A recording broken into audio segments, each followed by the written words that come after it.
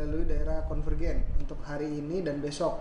Nah, itu semua Indonesia sedang menghadapi ancaman El Nino yang berdampak pada terjadinya kekeringan, peningkatan suhu, dan kebakaran hutan. uapnya kering. Dalam forum diskusi secara daring yang diadakan oleh Kementerian Komunikasi dan Informatika pada Senin 31 Juli, Kepala Pusat Informasi Perubahan Iklim Badan Meteorologi, Klimatologi, dan Geofisika, Fahri Rajab menyebut, puncak El Nino akan terjadi pada bulan Agustus dan September nanti.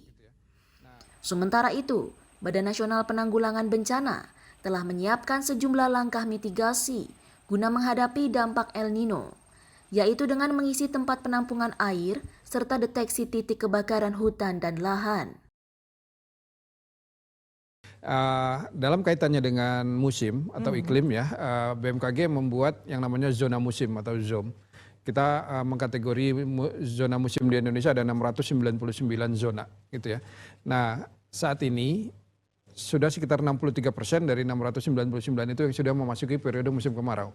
Artinya yang memang sudah terdampak langsung dari El Nino itu sekitar 63% wilayah zona musim tadi. Penanganan bencana ini kan tidak bisa ditangani oleh salah satu kementerian lembaga saja, Mbak, atau salah satu pihak saja. Ini harus terpadu dan terintegrasi. Kami menyebutnya ada pentahelik. Jadi dari pemerintah pusat, pemerintah daerah, masyarakatnya itu sendiri, kemudian dunia usaha. Sejalan dengan komitmen mitigasi, Badan Pangan Nasional turut menyiapkan stok pangan lebih dini, mendorong pertanian di media selain tanah, dan memindahkan stok dari daerah surplus ke defisit. Meski tidak merata di semua daerah, Kepala Bappenas Arief Prasetyo Hadi memastikan, dengan saling mengisi stok pangan antar daerah, stok pangan di Indonesia dapat tercukupi. Kalau memang harus menggunakan sea freight atau air freight kita kerjakan, NTT misalnya mau Mere dan lain-lain, ND berasnya kurang, langsung kita alokasikan pakai tol laut, 50 kontainer. Ini sekarang kita seperti itu, sangat dinamis. Masyarakat juga melakukan mitigasi mandiri, seperti menghemat penggunaan air dan tidak melakukan panic buying.